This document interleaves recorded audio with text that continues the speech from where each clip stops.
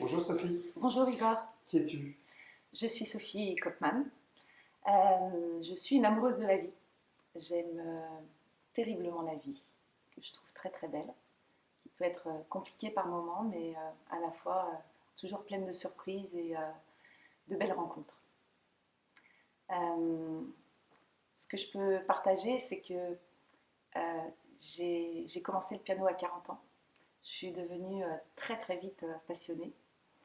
Et au bout d'un an et demi de piano, une amie m'a demandé de jouer un prélude de Bach au mariage, à son mariage, devant 200 personnes, sur un orgue.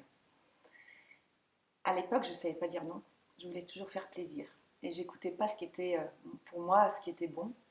Et ça a été une catastrophe. C'est un enchaînement d'accords. Et quand tu fais un accord qui est faux, c'est comme les dominos, ça s'écroule.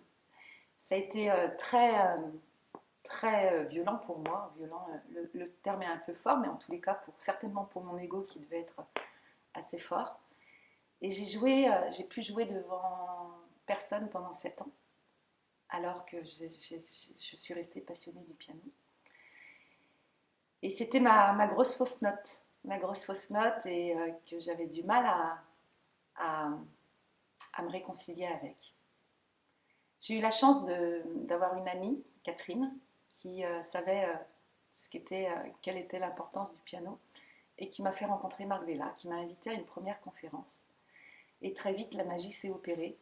Je suis allée à un premier stage, à un deuxième stage.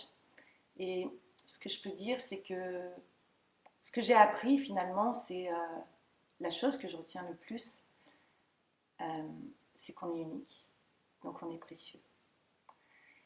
Et c'est ce travail de réconciliation avec soi-même, avec nos fausses notes, avec nos paradoxes, avec nos insuffisances, qui, euh, qui m'ont été vraiment révélées. Et je me rappelle, j'avais dit, Marc avait demandé une conclusion de stage, et je lui avais dit, en fait, je pensais que j'étais dans une zone de confort avant de venir dans ce stage, et en fait, j'étais dans une grosse zone d'inconfort.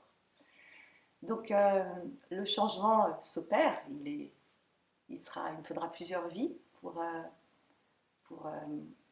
me connecter, me réconcilier toujours plus avec moi. Mais le chemin, je suis sur le chemin, donc ça c'est vraiment chouette. Et je me suis dit que c'était trop chouette de le faire partager aux autres, de le partager aux autres et d'avoir ma petite contribution avec ce beau cadeau. Donc quand Marc m'a proposé de faire l'école de la fausse note, je l'ai associé à mon activité de coach professionnel. J'interviens beaucoup en entreprise.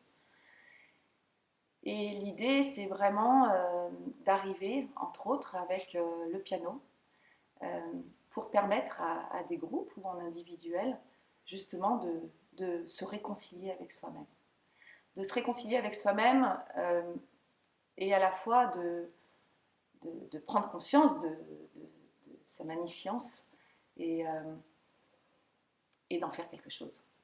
Donc, il y a beaucoup de souffrance en entreprise, beaucoup de personnes qui rentrent dans les rangs, qui se cachent pour surtout pas faire de vagues, alors qu'ils ont des talents extraordinaires. Donc, j'accompagne ces personnes au piano euh, et vraiment pour les connecter à eux, à leur émotion, à leur ressenti, qui permet vraiment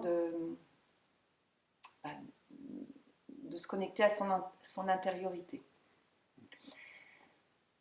À partir de ce moment-là, très souvent, la magie s'opère.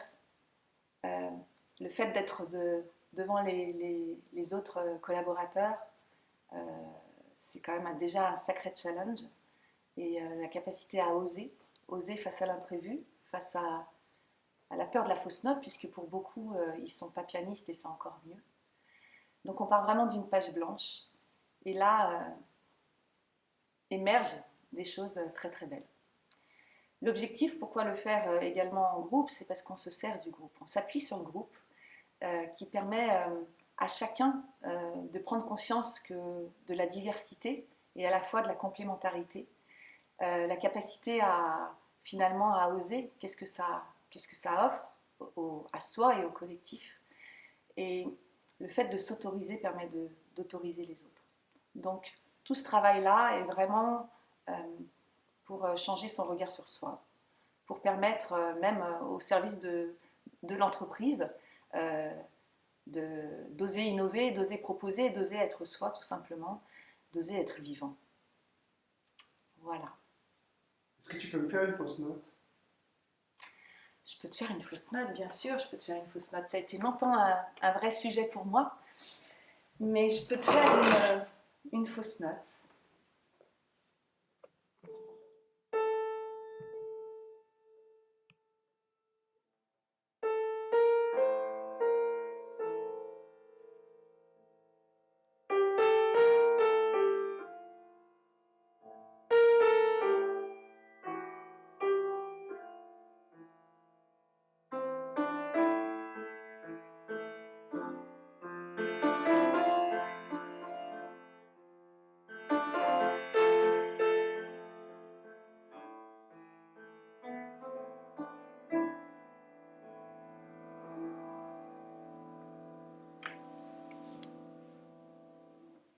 Merci Sophie. Merci à toi. Oui, Igor. Un mot sur Sophie. Elle est belle.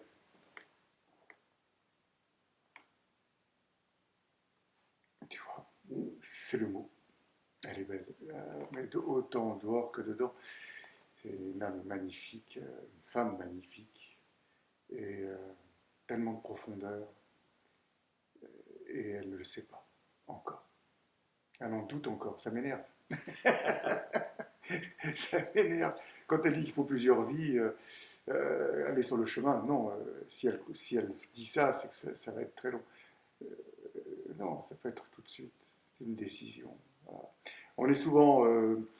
Il y a c'est Joe Dispenza qui dit ça dans son livre Le placebo, c'est vous, qui nous explique que nous avons en nous une sorte nous sommes un peu addicts à des signatures chimiques émotionnelles de souffrance qu'on a besoin voilà, de revivre, de réalimenter. Donc attention à ça. Non, je pense, ma chère Sophie, voilà que non, tu n'as pas besoin de plusieurs vies. Tu y es et tu fais un travail déjà magnifique. Tu y es, tu y es. Voilà, on est là, en fait. C'est ça qui est magnifique. C'est qu'à la fois, c'est ça le paradoxe, c'est à la fois on y est et en même temps, le chemin est encore à accomplir. Mais on y est. Et c'est tout. Le chemin, c'est d'être là. Voilà, là où tu es. Pas avoir, il n'y a jamais d'arrivée à ce chemin. Il n'y a pas d'objectif. Il n'y a pas de. L'objectif, c'est en réalité, c'est juste d'être là. Et tu le sais. Tu le fais très bien, ça. Donc, tu y es.